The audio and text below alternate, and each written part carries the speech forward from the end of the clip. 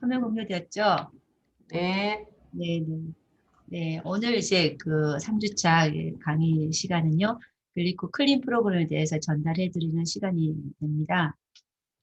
글리코 클린은요, 과학의 힘으로 자연에서 찾아낸 온유원, 천연 영양소인 글리코로 하는 클린 프로그램입니다.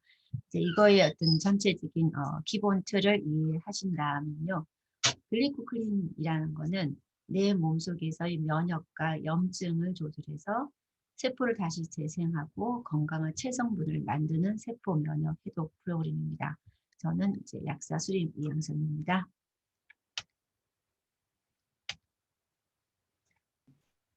이제 오랫동안 약국 한 29년 동안 경영을 하면서 많은 이제 또 학교 활동하면서 글리코 클린에 대한 확신을 훨씬 더 많이 넓혀가고 있고요. 메나텍에서는 지금 PPD로 되어 있습니다. 글리코 클린은요, 메나텍과 함께 특별한 시간이라는 부제가 붙는데요. 클린을 전체적인 개념을 이제 이해한다 그러면은 씻어내고 채워주고 새롭게 태어나는 내 몸의 혁명과 같은 클린이다라는 거죠. 첫 번째는 인체 해독 시스템을 켜서 독소를 차단하고 독소를 제거하고 염증을 제거하고 체지방을 제거하는 이 해독 시스템을 켜서 두 번째는 영양소를 채워서 결국은 근육이 만들어지고 면역이나 대사 기능이 증가하고 결국 나의 세포가 치유가 되는 이런 전반적인 인체의 건강 척도를 올려주는 프로그램이 클린이 됩니다. 이 클린은요, 처음에 이 용어는 알레한드로 융고 박사님이 클린의 책을 내면서 시작된 거거든요. 그 책의 많은 내용 중에 저는 굉장히 이 내용들이 굉장히 특별했습니다. 이 책의 저자인 알레한드로 융고 박사님이 굉장히 유명한 뉴욕의 심장 전문의였는데요. 당신이 알레르기, 비만, 소화불량, 우울증에 걸렸을 때 해결책이 없었다라는 거죠. 그래서 인도에 가서 통합의학을 공부를 하면서 식생활, 섭생의 문제가 질병의 원인이다라는 것을 이제 경험을 하고 독소를 배출하는 가장 안전한 프로그램 클린을 만들어서 그거를 접목을 해서 책까지 나오게 됐죠. 그 책에 이런 내용들이 많이 있더라고요. 클린은 근본적으로 문제를 해결해주는 종합 프로그램이고 라이프 스타일이다라는 거죠. 나의 라이프 스타일을 클린의 생활화가 되면은 정말 몸이 가벼워지고 머리가 맑아지고 난생 처음 새로 태어난 기분을 맛보았다라는 경험들을 많이 얘기를 하고 있더라고요. 또 여기도 기네스 펠트로도 우울증에서 벗어나는 놀라운 결과를 경험했다라고 책에 나와 있는 거예요. 그러면서 책에서 제가 가장 정말 이룰 수가 있을까라고 했던 내용을 한번 보여드리겠습니다. 클린 프로그램을 마친 후에 엘렌의 성과는 굉장했다. 혈압이 25%가 떨어지고 체중이 10kg가 줄고 체지방도 7포인트 감소하면서 콜레스테롤 수치는 무려 40포인트나 떨어졌다는 거죠. 그러면서 클린을 하는 동안 한 번도 허기진 느낌을 받지 않았고 활기가 넘쳤고 잠도 잘 잤다라는 내용이 책에 나와 있는 거죠.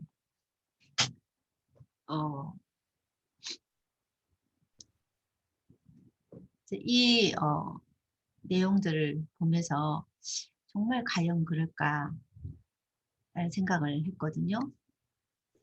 여기를 슬라이드 그래서는 이거는 책의 내용이다 라는 생각을 했는데요. 이 책의 내용이 정말 과연 여기 그 다음지 이건 계속 내가 보고 이렇게 과연 그럴 수 있을까라는 생각을 이제 많이 했었는데요. 그래서 한번 경험을 해보자. 그래서 이제 9년 전인가요? 일단 이제 저나 남편이 같이 이제 클린을 하게 됩니다. 저는 이제 클린을 했을 때 변화들을 한번 많은 사람들이 저희 이제 비포 애프터 사진을 갖고 있는데요. 제가 클린을 했을 때 어떤 변화들을 한번 보여드리겠습니다.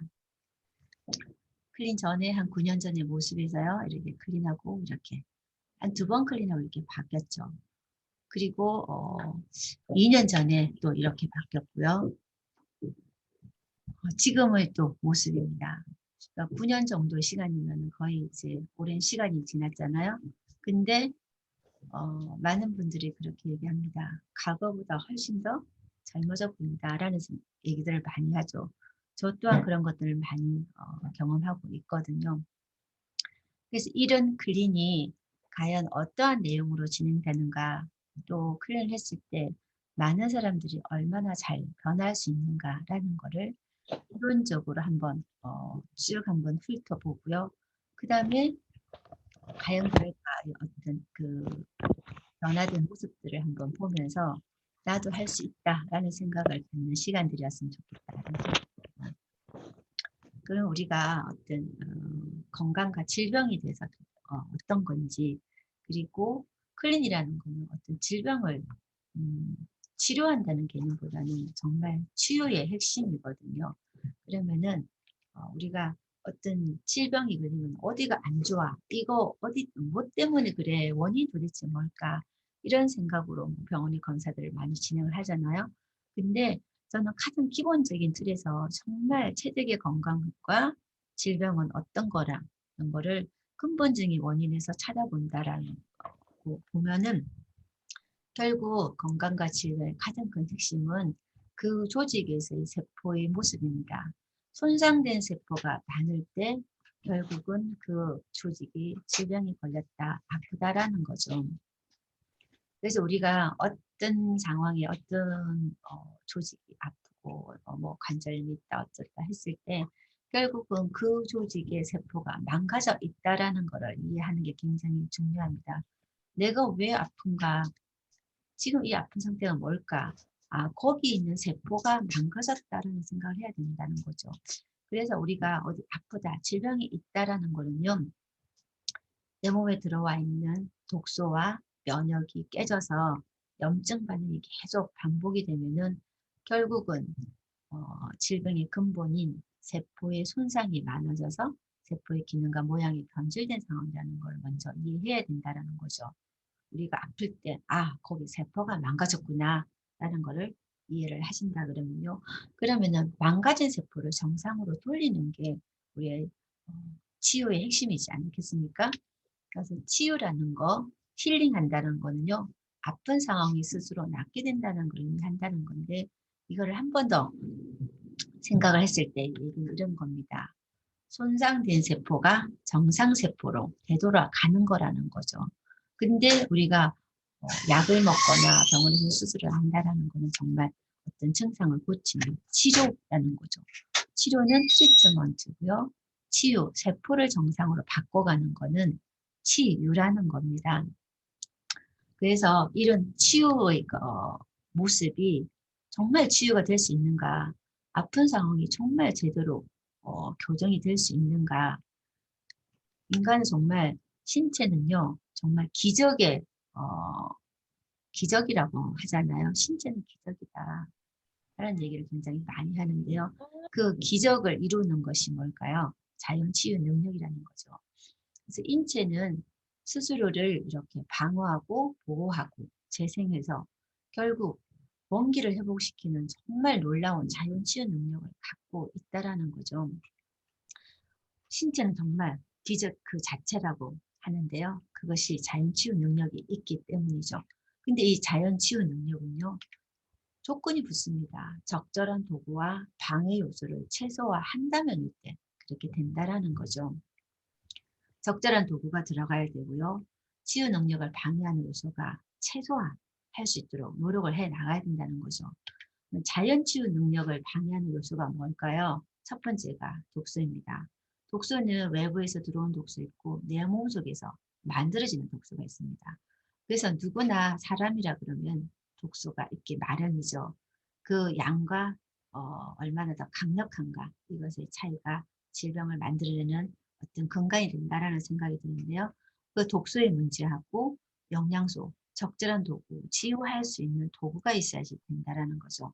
그 도구의 영양소가 과잉이 돼서 과식이 된다든지 영양소의 부족으로 균형이 깨졌을 때, 또 우리가 스트레스를 많이 받거나 운동이 부족되어 있을 때 이 기적의 도구인 기적 그 자체인 우리 신체가 스스로 치유할 수 있는 능력이 많이 방해받을 수 있다라는 겁니다. 그래서 이런 자연 치유 능력을 방해하는 이 독소나 영양소 불균형이나 잘못된 생활 습관으로 인체는 어디에 아프게 된다라는 건데요. 인체가 현대인이 어디가 아프게 된다는 거, 아프다는 것은 어떤 원인으로 그럴까라는 걸 한번 짚어본다면요. 많은 질병들이 있죠. 거의 WHO에서 밝혀진 18,000가지 어떤 많은 질병들의 근간은 뭘까요? 정말 나무에 이런 무수히 매달려 있는 이런 가지의 열매들처럼 많은 질병들이 이제 주렁주렁 매달려 있죠. 만성 피로부터 시작해서 혈압, 당뇨, 뭐 근육통, 우울증, 뭐 소화기계 질환, 알러지, 잇몸 질환, 이 많은 어떤 질환들이요. 결국은 원인이 뭔가 현대의학에서는 이렇게 보고 있습니다. 하나하나의 어떤 질병의 원인을 이제는 그 뿌리에서 봤더니 세포가 망가지는데 세포가 왜 망가지느냐. 서두에서 얘기했듯이 이렇게 염증으로, 만성 염증으로 이렇게 많은 질병들이 드러난다라는 거죠. 그래서 현대인들이 어디 아프다, 세포에 만성적인 염증이 생겨서 세포의 기능과 모양이 바뀌었다라는 거를 우리는 어떤 질병의 또 아픈 원인이다라는 걸 머릿속에 완전히 새겨둬야 될 것 같습니다. 그럼 이렇게 만성 염증이 오는 원인 뭘까요? 이 만성 염증이 오는 원인이 독소가 많은 음식을 먹는다든가 또 생활 습관으로 만들어지는 독소로 인해서 내 몸에 전쟁과 같은 염증이 일어난다라는 것을 이해하실 수가 있습니다. 이 만성 염증을 한번 풀어보면요. 이렇게 불화가 두 개 있게 되죠. 불과 같은 반응이 일어나는 건데요. 다른 말로 내 몸 세포에서 전쟁이 일어난다라는 거죠.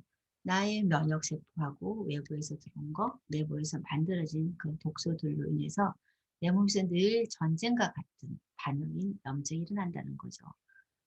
인류가 이제 이렇게 쭉 내려오면서 그 전쟁의 역사로 인류가 이제 많은 변화들을 겪었듯이 마찬가지로 내 몸 안에서도 인류 역사가 진행되고 있다는 생각이 듭니다. 인체를 소우주라고 하잖아요. 우주의 많은 현상들이 인체 내 그대로 발현이 되는 것 같은데요. 그 중에 가장 큰 어떤 변화의 모습이 만성염증, 불과 같은 반응, 전쟁이 일어나고 있다는 겁니다. 그거를 이렇게 동양에서는 염증을 불화로 썼는데 영어에서는 마찬가지로 크로닉 인플라메이션, 불과 같은 불꽃이 튀긴다라는 의미의 용어를 썼더라는 거죠. 동양과 서양이 정말 옛날에 교류도 없었는데 어떻게 이렇게 용어도 같은가를 모르겠어요. 이런 이 만성 염증이 전쟁이 내 몸에서 일어나면은 그 조직이 빨갛게 붓고요. 열감이 일어나면서 붓게 되죠. 부종이 오게 되면서 통증을 유발하게 됩니다. 이것이 세포 차원에서 진행되기 때문에 우리가 자각하지 못하고 진행되는 경우가 굉장히 많죠. 차라리 통증이 드러나면 아픈갑다 이렇게 생각이 드는데 통증이 드러나지 않는 염증 상태가 굉장히 많이 있습니다. 나중에 제가 이제 염증이 있는 걸 어떻게 볼까라는 걸 슬라이드를 보여드릴 건데요. 이렇게 세포 차원에서 일어나는 이런 반응들이 결국 오랜 시간을 지나면서 이렇게 차곡차곡 쌓였을 때 그것들은 이제는 질병으로 아까의 나뭇가지에 매달리는 질병처럼 그렇게 드러나게 됩니다. 그걸 통합적으로 한번 보면요.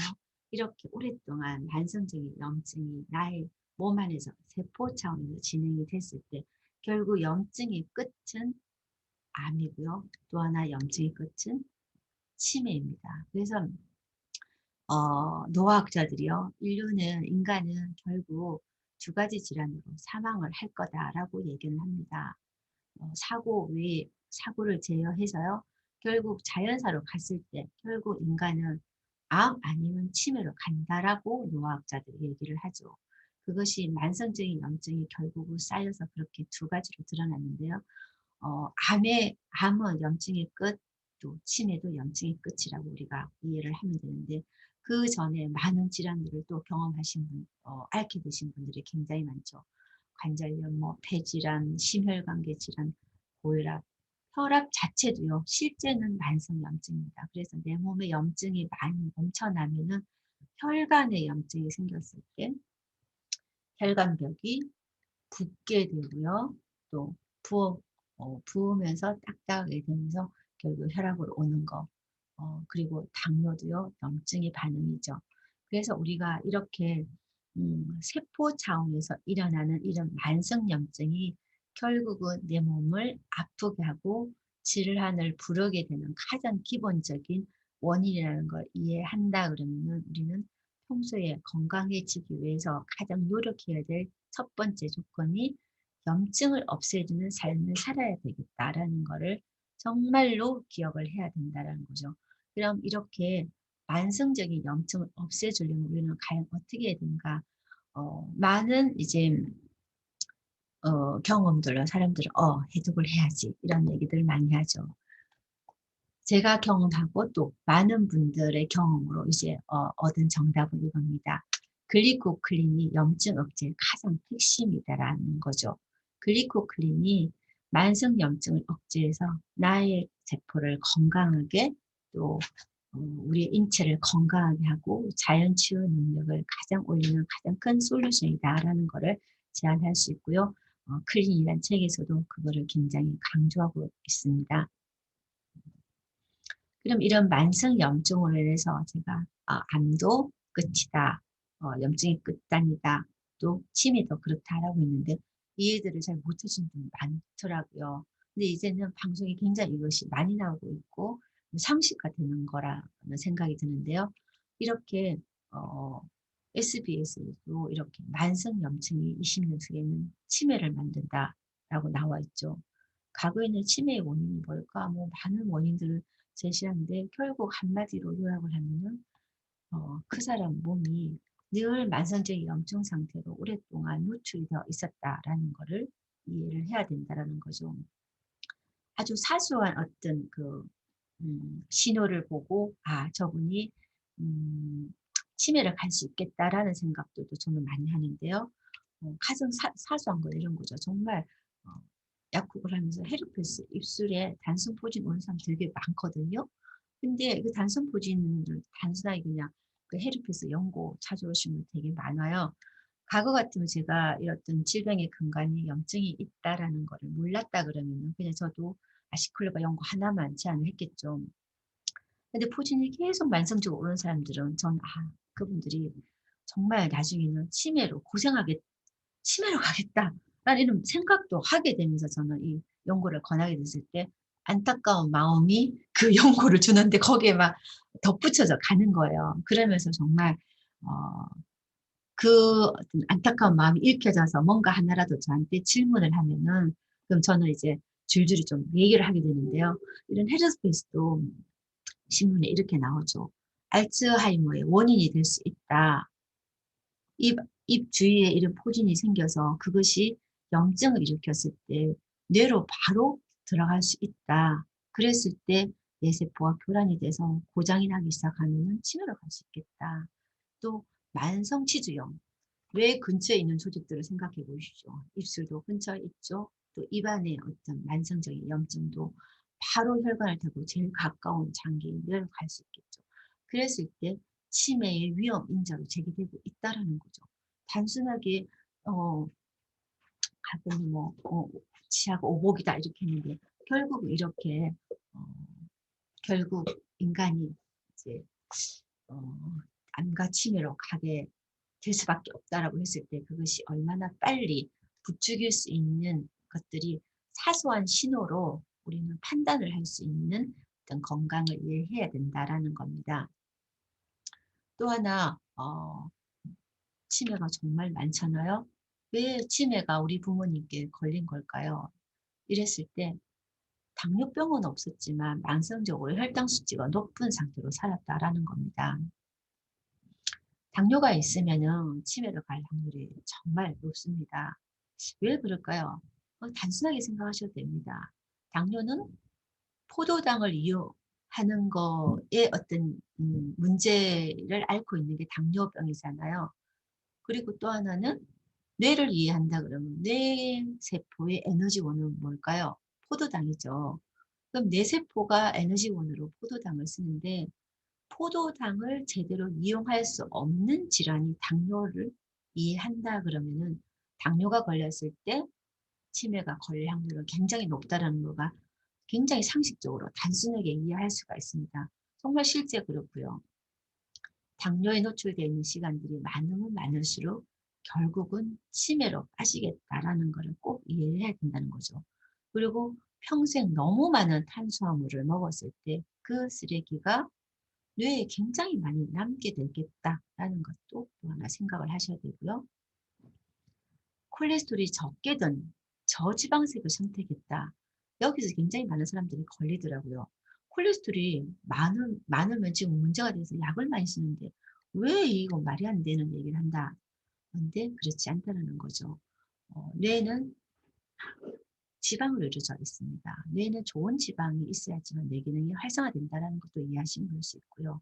또 밀과 호밀과 보리에 든 안 좋은 단백질, 글루텐이 많이 있는 거를 이제 섭취를 했을 때 치매 걸릴 수 있다라는 거가 책에 나온 내용이고요. 그래서 많은 분들께 제가 이거를 교정하기 위해서 글리코 클린을 하자 그랬을 때 우리가 글리코 클린을 할 때 밥이나 밀가루 음식 이런 에너지원이 되는 탄수화물, 단백질, 지방 이런 것들을 제한을 하게 되잖아요. 그랬을 때 많은 분들이 이렇게 얘기합니다. 밥이나 밀가루 음식이나 과일 없이는 못 살아요.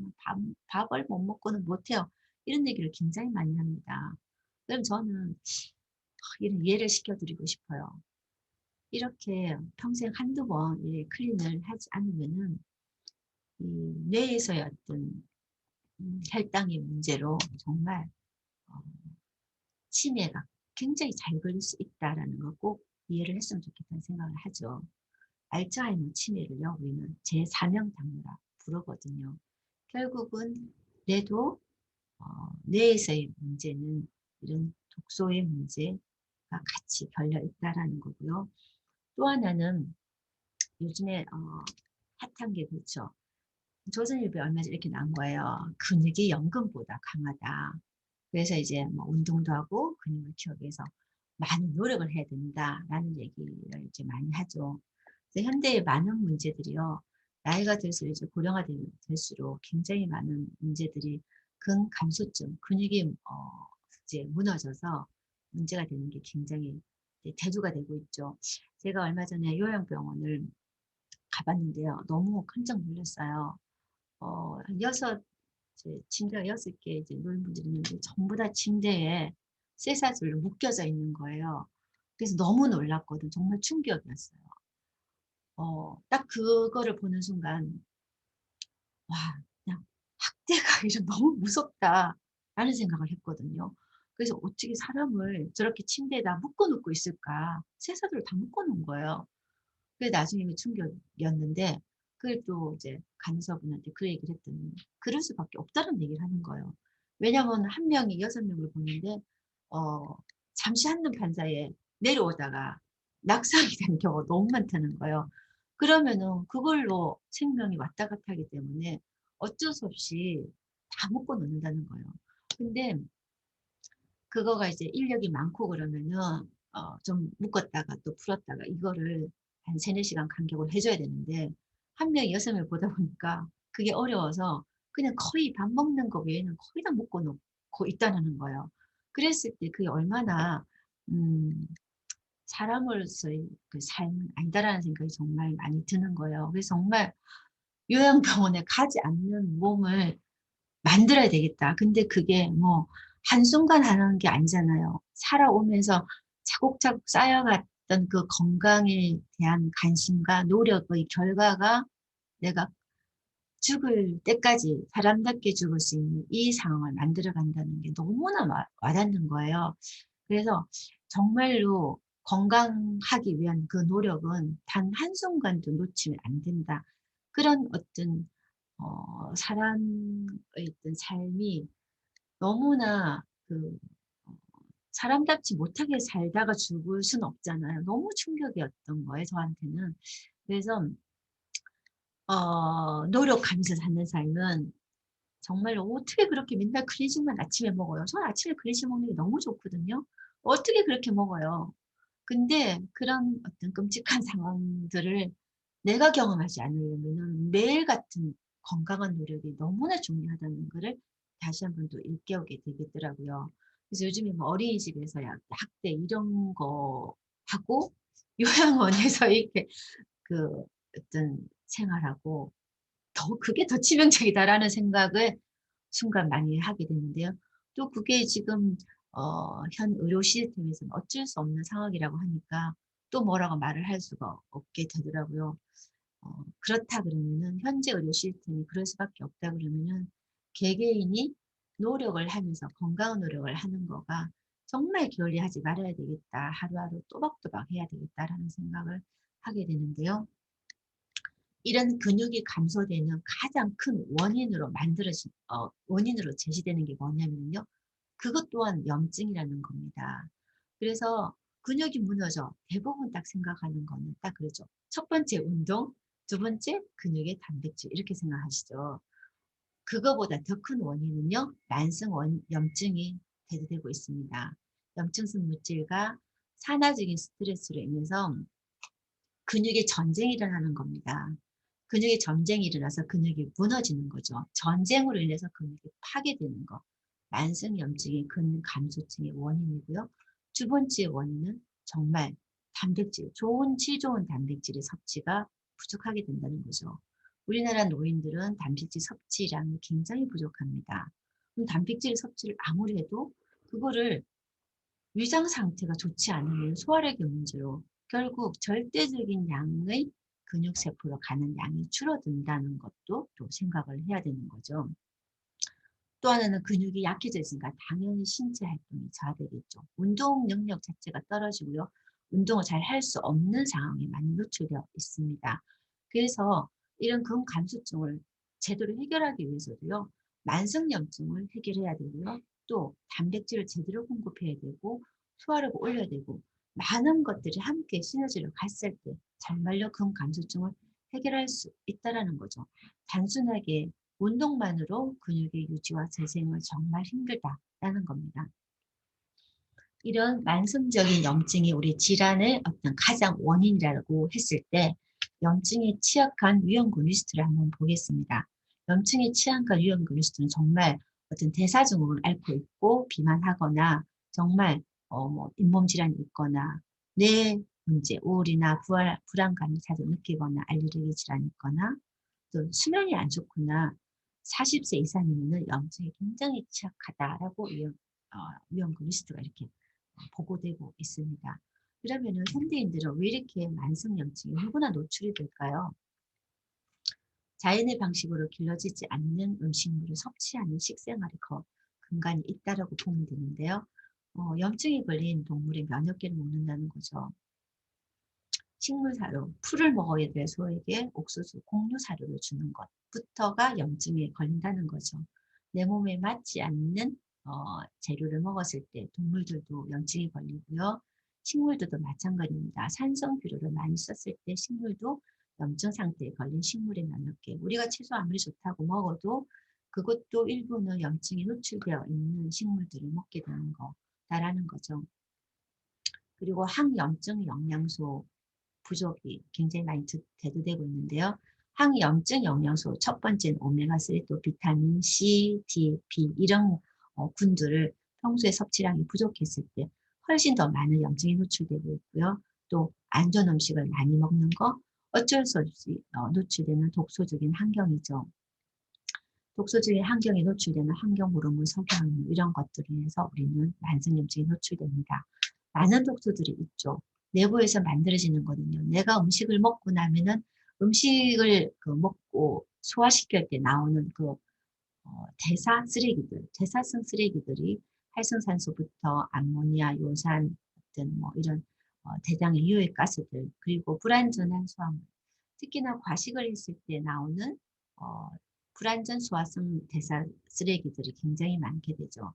과식을 하지 않아도 일반적으로 저 정도는 한 끼 정도, 한 그릇 저렇게 먹는 거는 과식이 아니야라고 해도 그분의 위장 상태가 안 좋으면은 그거는 과식이 돼서 불완전 소화물이 굉장히 많아지게 되죠. 그랬을 때 독소들이 굉장히 많아지게 되고요. 특히나 체지방이 많은 사람들은 이 독소들을 많이 함유하고 있고 많이 만들어진다고 알고 있습니다.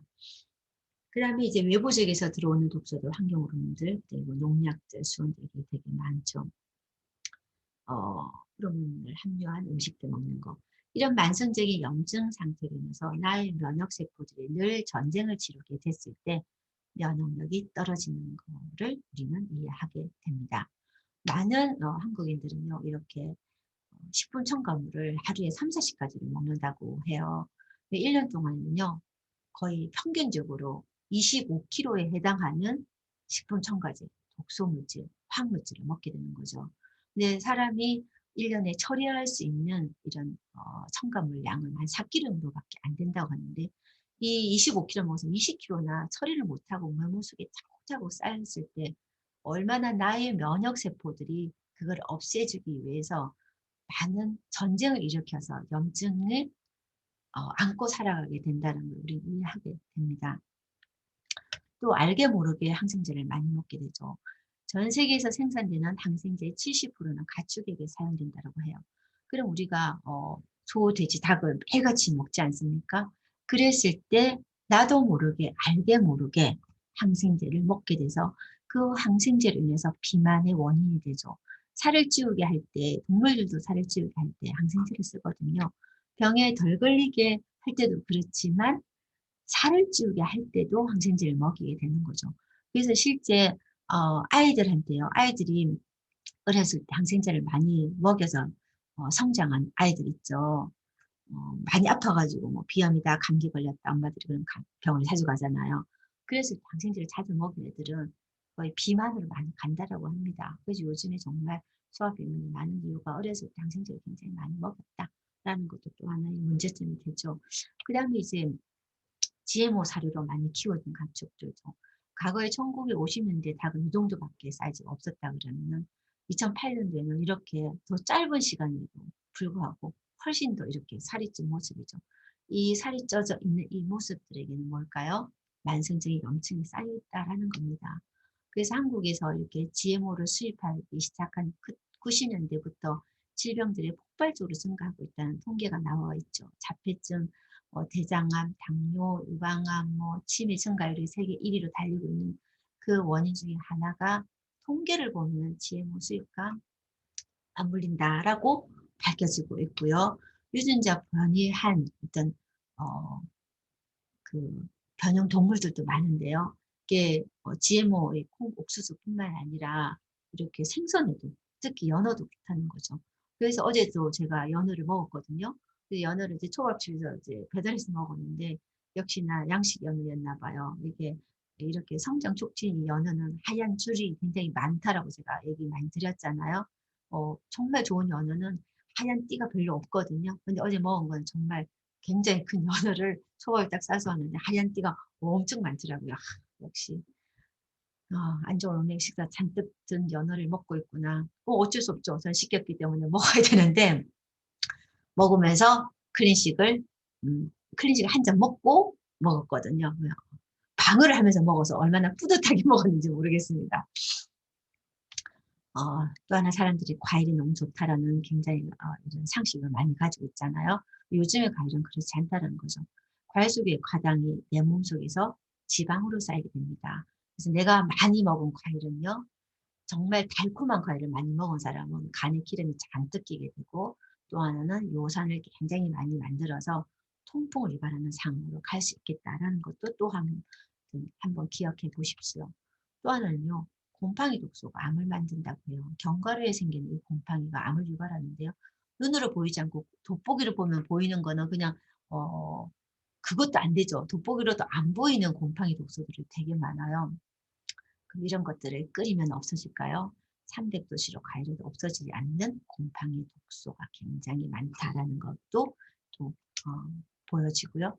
또 이런 견과류 중에 하나는 뭐죠? 커피, 원두 커피에서 곰팡이 독소가 거의 대부분 수입되는 건 거의 다 검출됐다라고 조사 결과를 밝혔죠. 또 한국에는요, 이렇게 신종 요양물질이 한국인에게 최다 검출됐대요. 우리가 너무 성장을 많이 하다 보니까 이런 것들이 우리도 많아진 것 같은데, 이름으로 인해서 정말 의료는 굉장히 발달했지만 질병도 점점점 늘어납니다. 자궁 내막증이 너무나 많이 늘어나는 것들이 아마 이런 환경 호르몬이 많아져서 그렇지 않겠나라는 것들을 우리가 상식으로 이제는 이해할 수 있습니다. 또 하나는요, 약의 문제는 정말 말할 것도 없지만 요즘에 가장 많이 쓰는 약 중에 하나가 탈모약, 프로페시아 이런 것들이 우울증을 유발한다. 이게 이제 제가 한 3년 전에 강의 중에서 굉장히 많이 했는데 이제는 2021년도에 방송에 나오고 있더라고요. 탈모약뿐만 아니라 또 보통 요즘에 한 50대 정도 분들이 50대 정도 돼서 병원에 이제 검진을 하잖아요. 그럼 대부분이 전립선약을 처방을 받아오는 거예요. 그럼 거기에 뭐 경고가 딱 뜹니다. 이렇게 기분 변형과 우울증, 이렇게 자살을 동반한 우울증을 굉장히 경고를 하고 있습니다. 근데 약들은 경고와 무시하게 약들을 처방을 굉장히 많이 받아서 많은 사람들이 탈모약하고 똑같은 탈모약은 용량이 1ml, 전립선 약은 5ml입니다. 이 5ml짜리 약을 정말 많이 먹는 시대입니다, 지금이. 그래서 약의 문제도 독소로 정말 많이 대두가 되고 있다라는 거고요. 내가 이렇게 당질수가 높고 굉장히 단 음식, 탄수화물을 많이 먹었을 때 나의 혈관을 건강하게 해주는 이런 당사들 있죠. 당사들이 정말 2시간, 4시간, 8시간 단위로 쫙 빠지게 됩니다. 굉장히 빠른 시간에 이렇게 당사들의 손상을 입게 되죠. 그랬을 때 이 당사들이 혈관에서 쫙 빠지게 되면 어떻게 될까요? 이 혈관이 구멍이 뚫리게 되죠. 바리케이트가 없어지는 게 보이시죠? 바리케이트. 이게 혈관이고요. 혈관 위에 이렇게 풀처럼 나 있는 이 당사들. 이게 우리 혈관을 보호하는 역할을 하는데요. 이것이 쫙 빠지면은 바리케이트가 없어지니까 피 속을 돌아다니는 노폐물들이 바로 혈관 속으로 들어가게 되죠. 그랬을 때 거기서 또 만성염증이 일으키게 되면 그 혈관의 세포들이 붓게 되고 아프게 되면서 딱딱하게 되면서 결국 어떻게 될까요?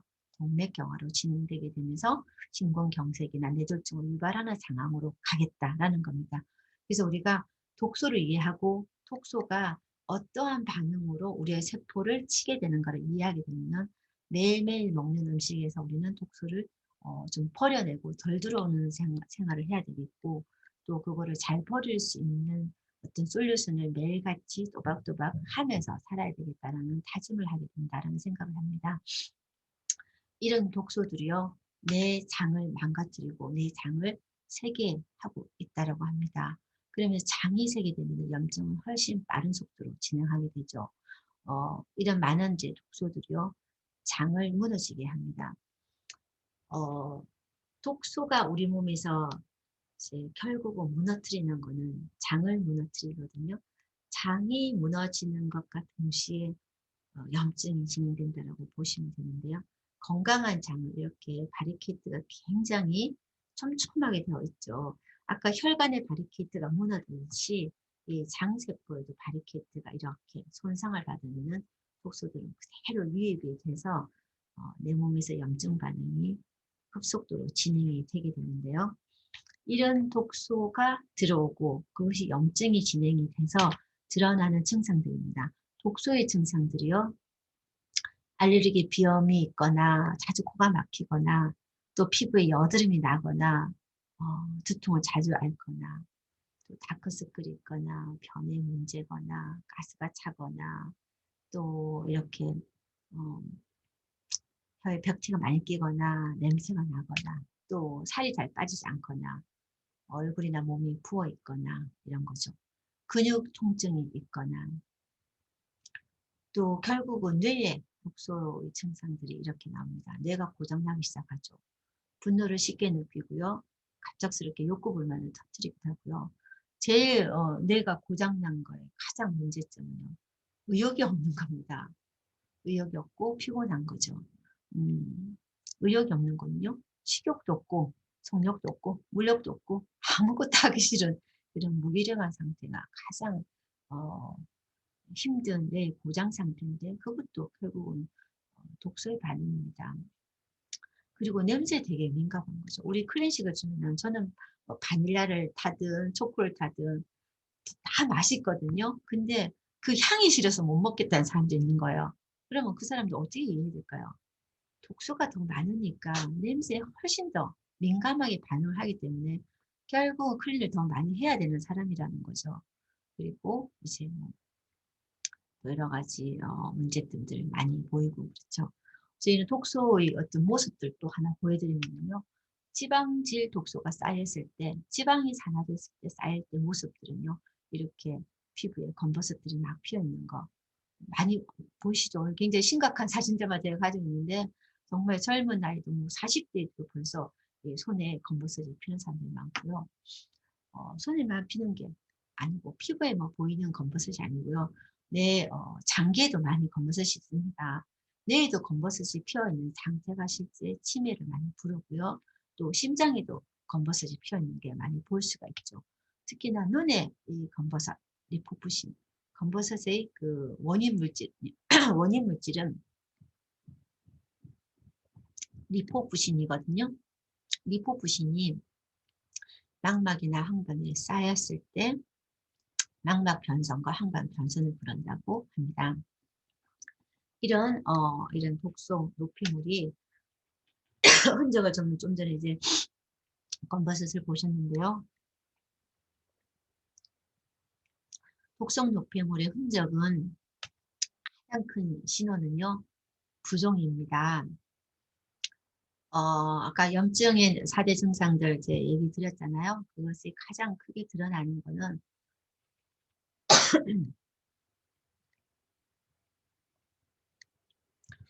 부종인데요. 우리가 독소의 신호를 제일 많이 표현하는 곳은 인체 중에서 어딜까요? 독소의 가장 큰 신호를 보이는 곳은 얼굴입니다. 그래서 얼굴이 부어 있게 되면 칙칙하고 탄력 없이 처져 있죠. 그래서 이제 나이가 들어갈수록 노폐물 더 많이 쌓이니까 당연히 처진다라고 그건 상식이야 하는데요. 정말 건강한 장수마을에서는요. 나이가 90이 돼도 훨씬 더 팽팽하고 탄력적으로 되어 있어서 정말로 우리가 이렇게 건강한 피부는 탁 이렇게 누르거나 당겼을 때 바로 딱 탄성으로 돌아가는 얼굴이거든요. 근데 이제 그게 나이가 들어서 당연하게 죄송합니다.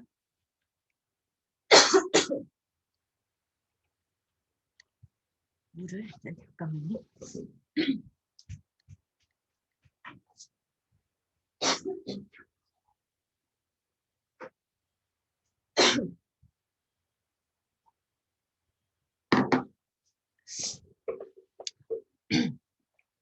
나이를 들어서 이제 팽팽함이 이제 떨어지면 부어 있다, 염증이 많이 쌓였다, 독소가 많이 쌓였다라고 생각을 하셔서 리프팅으로 뭐 이렇게 병원에서 리프팅 땡기고 이게 아니라 나의 몸속에 이너뷰티로 염증을 없애주는 삶을 해야 되겠다라는 것을 생각을 하셔야 된다라는 거죠. 클린 책에 보면은 딱 그 말이 나와 있는 거예요. 얼굴이 모든 독소를 대변하는 가장 큰 곳이다라고 하면서 장수마을의 노인들은 다른 곳의 사람들보다 같은 나이의 사람보다 훨씬 더 팽팽하고 탄력적인 얼굴을 가지고 있다라는 얘기가 쓰여 있는 거예요. 그래서 실제 제가 거의 한 15년 동안 이 메라텍 제품을 먹으면서 클린을 경험한 시간은 한 9년째거든요. 과거보다 훨씬 더 제 얼굴이 팽팽하다는 거를 저도 느끼고 저를 보는 많은 분들이 그 얘기를 하시는 거예요. 나이보다 훨씬 젊어 보인다. 이 얘기를 많이 했을 때 그게 얼굴에 드러나는 게 가장 크거든요. 그래서 우리가 클린을 했을 때 가장 드러나는 곳은요, 얼굴입니다. 그래서 우리가 저는 이제 클린할 때 사진을 찍어 놓으라고 해요. 물론 사람들은 그거보다 검사 결과의 변화들을 더 많이 신뢰를 하더라고요. 수치의 변화를 더 많이 신뢰를 하는데 실제 더 많이 보이는 거는 수치의 변화보다 얼굴의 변화가 가장 큰 겁니다.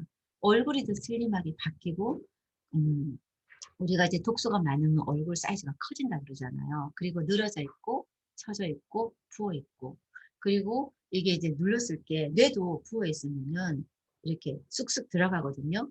근데 이것이 단단하게 되면서 정말로 들어가지 않고 쑥쑥 들어가지 않고 부어 있잖아요. 이거를 클린하면서 매일매일 한번 두피를 만져보십시오. 그랬을 때 내가 쑥쑥 들어가면은 '아 내가 지금 염증이 많은 거야.' 근데 클린할 때 이것이 단단해지게 바뀌어가거든요. '아 지금 클린이 잘 되고 있구나. 부종이 많이 까지고 있구나.' 이거를 스스로 체크해 보셔야 되고요. 사진으로 그 변화를 체크해 보셔야 됩니다. 왜냐?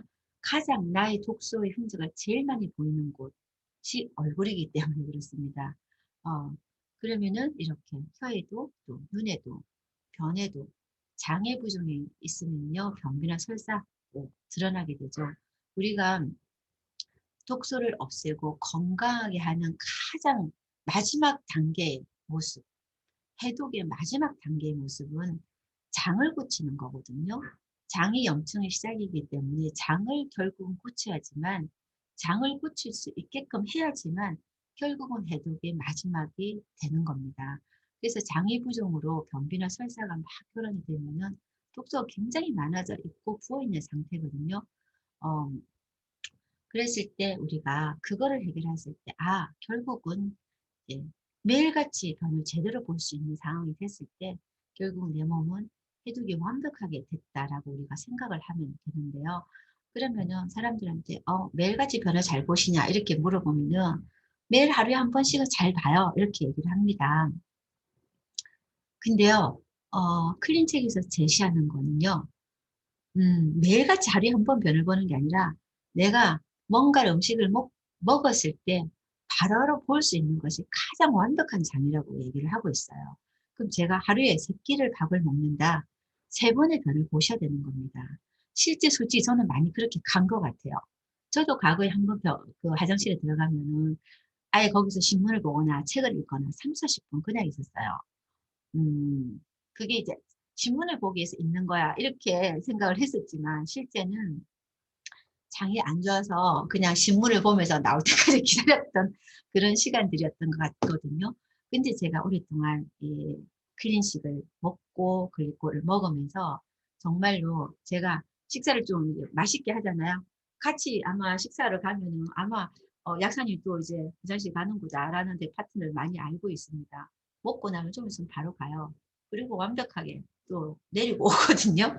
그래서 우리가 먹은 대로 제대로 볼 수 있는 3번을 먹으면 3번을 보는 하루에 3번 먹었는데 1번 본다. 그거는 가벼운 변비입니다. 그런 상태를 우리가 교정해 나가는 거. 그럼 3일 동안 변을 못 봤어. 굉장히 심각한 거죠. 1주일 못 봤어. 너무너무 심각한 겁니다. 그런 상태를 고쳐 나가는 거. 그것이 클린의 과정의 마지막 단계다라는 거죠.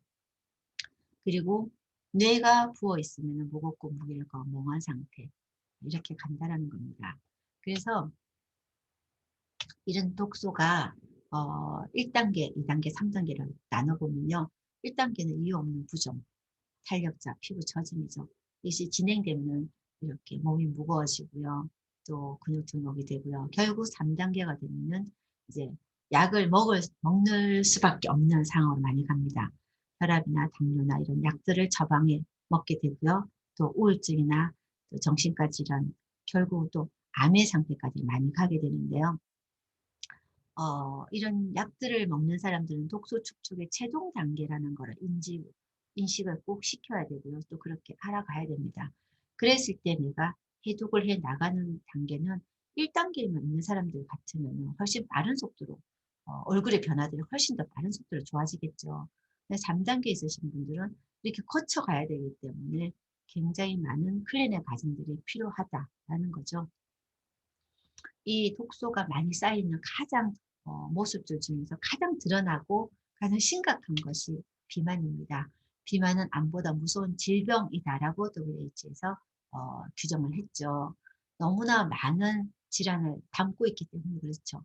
디스크뿐만 아니라 혈압뿐만 아니라 또 수면무호흡증뿐만 아니라 정말 암도 더 많이 유발하죠. 비만인의 암 발병률이 정상인에 비해서 거의 뭐 2배 정도 가까우게 훨씬 더 많다라는 건 잘 알려진 사실입니다.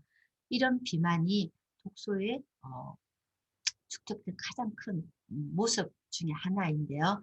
이런 이제 비만이 과거에는 많이 먹고 운동을 안 해서 또 지방 조직에서 염증 인자가 만들어져서 그렇다라는 게 과거의 비만 이론이었다 그러면 최근의 비만의 이론은 독소에 의한 염증으로 지방세포 수가 늘어난다는 거죠. 독소에 의해서 염증이 많아지면 세포가 아까 맨 처음에 슬라이드에서 보잖아요. 세포의 기능과 모양이 변질되는 거라는 거였잖아요. 지방세포 수가 비정상적으로 늘어나게 됩니다. 사이즈가 커지고 숫자가 많아지게 되죠. 그러면서 훨씬 쉽게 살찌게 되고요. 또 하나는 많이들 알고 있는 비만균이 많아지는 상황. 또 하나는 이제 최근의 이론입니다. 뇌신경세포에서 안테나, 즉 이 선모가 사이즈가 줄어들고 숫자가 적어지면은 식욕을 조절해주는 렙틴 호르몬을 제대로 받아주지 않아서 훨씬 더 쉽게 살이 찐다라는 거죠. 그래서 뇌신경세포에서의 어떤 당사슬의 숫자와 길이가 비만의 가장 큰 문제다라는 것이 대두가 되고 그것이 이제 방송에서 많이 알려지게 됐죠. 이렇게 또 비만균의 원인도 좀 전에 얘기했고요. 방송에 나온 거 잠시 보여주면 비만의 비밀이 풀렸다. 성모가 열세다. 당사슬의 길이와 숫자가 비만의 원인이다라고 얘기를 하고 있습니다. 이렇게 정말 나이살 뱃살 나이가 들면 누구나 다 있을 수밖에 없는 거라고 생각하지 마시고 그것은 살이 아니라 염증이다. 그 염증을 인해서 어, 당뇨나 많은 질환들이 2배에서 특히 당뇨는 15배까지 올라간다라는 것을 이해하시고요. 역류성 식도염도 실제는 비만으로 해서 훨씬 더 많이 온다고 알려져 있고요. 치매까지도 그렇다라는 것이 이제 알려진 겁니다. 그래서 이런 염증을 우리는 해결을 어떻게 해야 될까? 사람들이 이렇게 살이 쪄 있다라고 그러면은 왜 다이어트를 할까? 이렇게 생각하잖아요. 그렇지 않다라는 거죠. 원인이 염증에 있기 때문에 염증을 조절하는 클린을 해야 됩니다. 그래서 많은 다이어트들이 칼로리를 줄여서 운동을 해서 이렇게 사이즈를 줄이게 됩니다. 독소나 염증은 그대로 있게 되죠. 그러면 이렇게 사이즈는 줄었지만 염증 인자들은 그대로 있기 때문에 다시 리바운드로 요요가 되게 많아지게 되고요. 다이어트만 아니라 이렇게 염증을 조절하는 클린을 했을 때 이렇게 요요 없이 리바운드 없이 그대로 건강한 몸을 유지하는 상황으로 갈 수 있다는 걸 우리는 이해할 수가 있습니다. 이렇게 가장 큰 염증 조절의 가장 큰 솔루션이 그리고 클린이 부제가 붙어 있습니다. 씻어내고 새롭게 태어나는 내 몸의 혁명이다. 정말 혁명을 일으키려면은 많은 노력을 해야 되지 않겠습니까? 단순하게 혁명이 일어나지 않지 않습니까? 내 몸이 정말 180도로 혁명처럼 바뀌는데 노력을 해야 되고 어떤 시간이 필요하다라는 겁니다. 3주간의 기적이라고 하는데요. 이 3주간의 기적이 어, 혁명처럼 내 몸을 바꿔가는 가장 큰 어, 솔루션이 되는데요. 체적의 건강은 건강한 세포에서 일어나게 되고요. 이 건강한 세포를 만들어지기 위해서 우리는 독소를 똑똑하게 피우기를 해야 되고요. 독소가 뭔지를 인지를 해서 세포가 똑똑하게 피워내야 되고요. 또 똑똑하게 채우기를 해야 결국은 완벽한 클린이 일어나게 됩니다. 여기서 중요한 포인트는요. 독소가 어디 있는지, 독소가 뭔지를 나의 세포가 알아차려야 됩니다. 나의 세포가 알아차릴 때 어떻게 알아차리냐. 인지를 할 수 있는 이런 당사질입니다. 당사질이 이게 독소다 아니다라는 것을 인지부터 시작해야 된다는 거죠. 그래서 우리가 지난 시간에 글리코 영양소에 대해서 배웠지 않습니까? 그랬을 때 이 글리코는 독소를 인지해서 그거를 처리하는 그 과정이 가장 핵심 물질이죠. 그래서 실제 독소 중 이 콜레스테롤도요. 실제는 이 콜레스테롤이 이게 콜레스테롤이라는 걸 딱 이게 콜레스테롤 인지를 해야 됩니다. 인지를 해서 콜레스테롤이 들어와서 에너지 대사를 시키는지 이런 거죠. 근데 내 몸에 콜레스테롤이 많아서 그거를 콜레스테롤 약을 먹는 거가 대부분 이제 있지만 실제 클린을 했을 때 이런 콜레스테롤 인지해서 그거를 방어하고 처리하고 이런 상황을 했을 때 정말 완벽하게 좋아진 사례를 저는 많이 이제 봤었거든요. 그래서 클린의 개념을 한 번 더 정리를 하면요. 내 몸에 치유될 수 있는 재료와 환경을 제공하는 거고요. 세포가 건강해지는 당사자를 복구해서 독소를 인지하는 것, 똑똑한 피우기를 하는 게 첫 번째라는 겁니다. 그리고 독소를 잘 배출하고요. 또 호르몬이나 효소를 작용을 굉장히 극대화하는 이런 상황.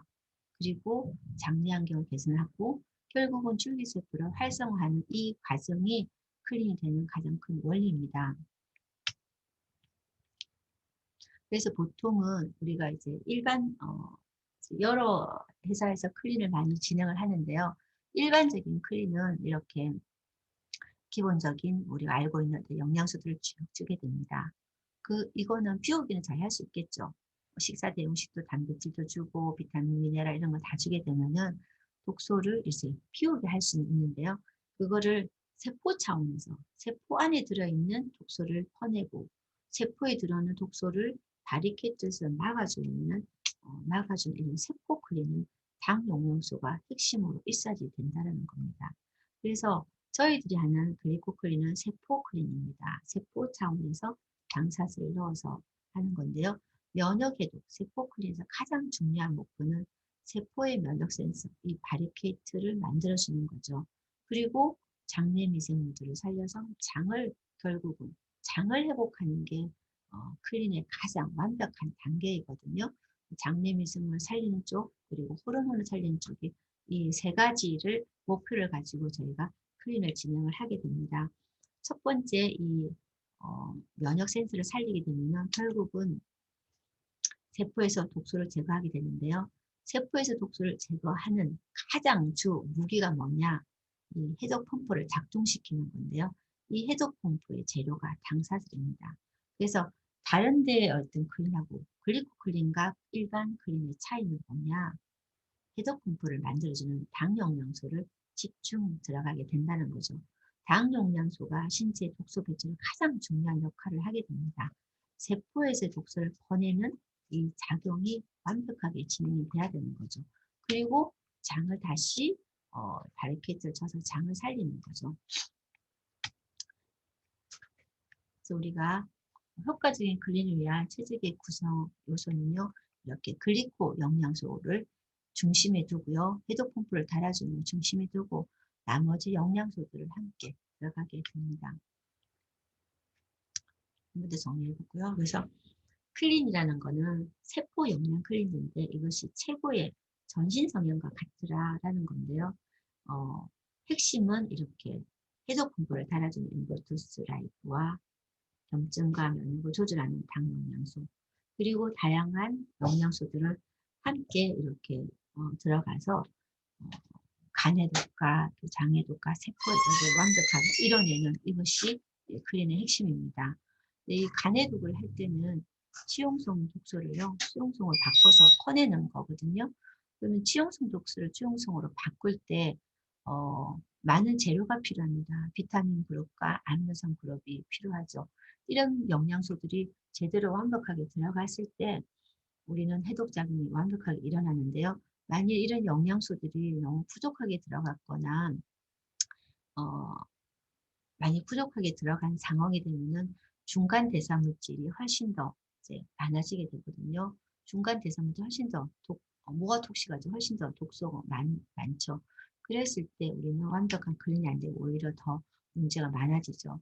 이런 영양소들을 함께 들어가서요. 우리는 혈관을 이렇게 만들어 갑니다. 건강한 혈관으로 만들어 가서 결국은 혈관에 당사들을 붙여서 잘 쓸어낼 수 있는 혈관을 만들게 되는 거죠. 실제 제가 클린을 하고 났을 때 모세혈관 사진을 이제 병원에 와서 찍게 됐는데요.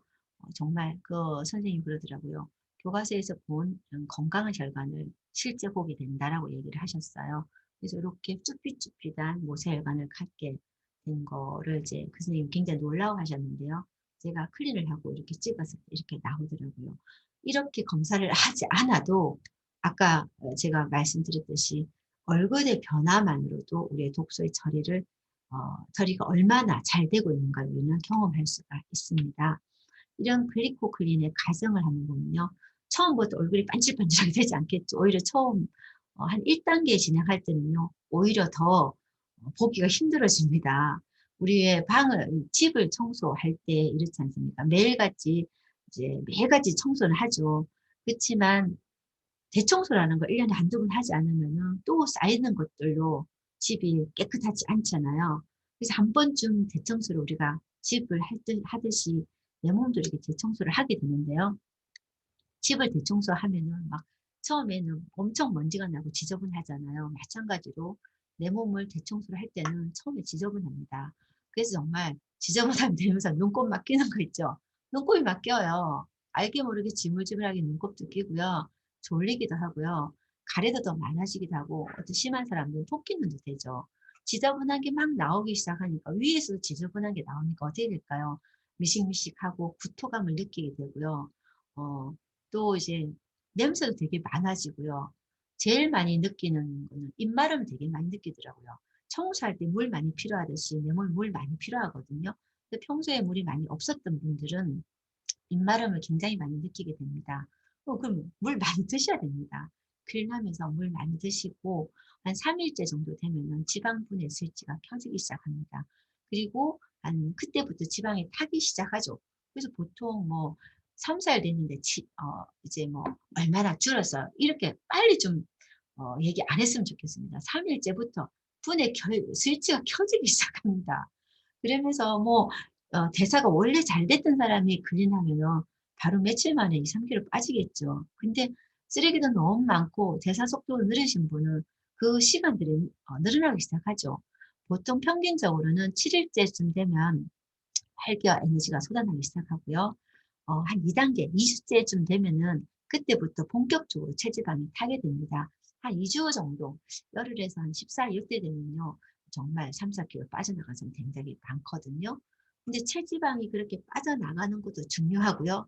얼굴이 정말 슬림하게 바뀌어지고 탄력을 회복하는 거, 윤기가 나는 거, 광이 나는 거, 이런 것들을 훨씬 더, 클린이 잘 되고 있다라는 신호로 느끼셔야 됩니다. 그리고 2단계가 이제 어느 정도 진행이 되면 대사가 잘 되는 몸으로 바뀌어지기 시작하거든요. 그래서 3단계가 들어가면요. 정말 이제는 관과 탱탱함, 그리고 변비부터 많은 다양한 증상들이 안정을 잡고 해결되는 시점으로 가게 됩니다. 그래서 이런 클린의 과정들을 경험해 가면서 클린 기간 동안에 어떻게 하느냐. 클린식이 지금 메인입니다. 클린식으로 우리가 주로 매일 하루에 3끼 식사를 하고요. 약간 씹는 거, 그리고 모자라는 어떤 소금기, 이런 것들, 그리고 식이섬유 조금 모자란 걸 보충하기 위해서 소량의 야채와 국을 드십니다. 근데 처음에 한 3일 정도는 그냥 딱 클렌싱만 하시는 게 가장 좋다는 생각을 점점 더 하게 되고요. 3일 이후부터는 야채나 국 이런 거 드시는 것이 더 좋을 거다라는 생각을 하게 되고요. 음, 독소를 차단하는 거, 그리고 내가 먹은 이 음식들이 소화를 완벽하게 이제 하게 되면 노폐물도 적어지잖아요. 근데 소화를 다 되어 있는 클린식에는 소화가 다 되어 있는 음식이 들어가거든요. 그러면은 내 몸의 에너지들이 해독을 하는 데 많이 쓰이고요. 또 하나는 재생하는 데 에너지가 많이 쓰이게 됩니다. 그래서 클린하는 동안에는 소화기계는 휴식을 취하게 하고요.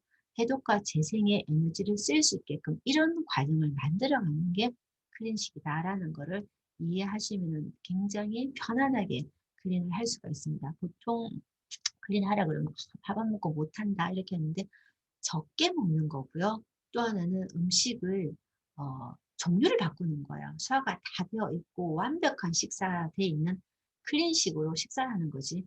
절대 굽는 게 아니거든요.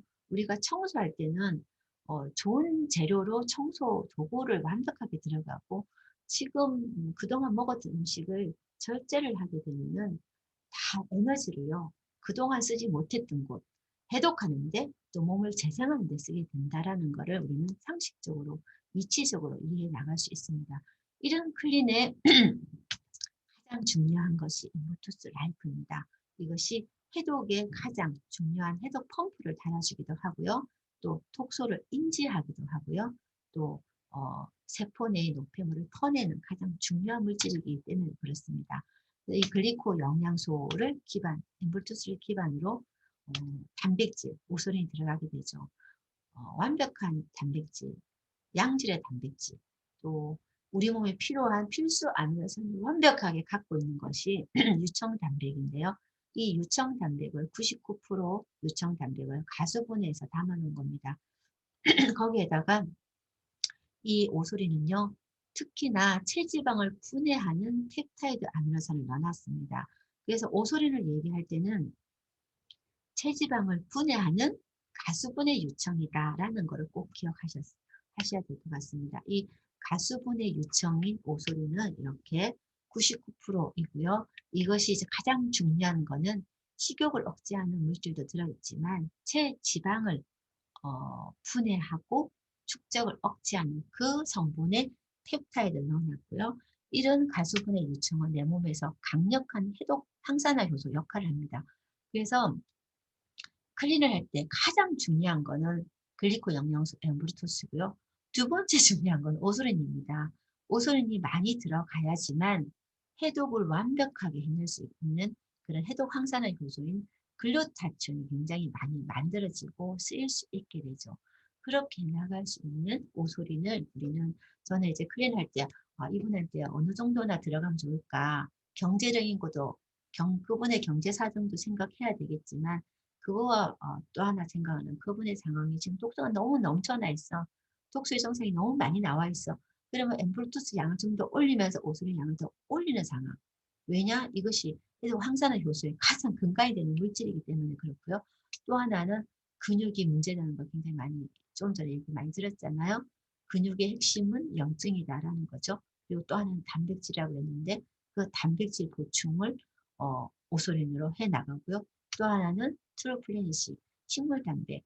오소리는 유청 단백은 동물 단백이잖아요. 근데 이거 플레니시는 만두와 쌀로 만들어진 식물 단백입니다. 이 두 가지가 완벽하게 들어가야지만 우리 몸에 필요한 단백질, 해독을 할 수 있는데 필요한 단백질, 재생하는 데 필요한 단백질 둘 다 맞춰 나갈 수 있습니다. 그래서 이 세 가지를 기본으로 해서 다양한 재료를 함께 써가는 겁니다. 그랬을 때 세포 면역 클린의 효과입니다. 독소가 정화되고요. 가장 중요한 염증 상황이 제거되죠. 부종과 통증들이 많이 개선이 되고요. 정말 우리가 딱 이제 클린 했을 때 이분이 정말 클린 잘 되고 있어 라는 걸 알 수 있는 가장 첫 번째 뭐라 그랬어요? 얼굴이라 그랬잖아요. 얼굴이 정말 윤기 나고 맑아지고 탱탱하게 이 상으로 간다.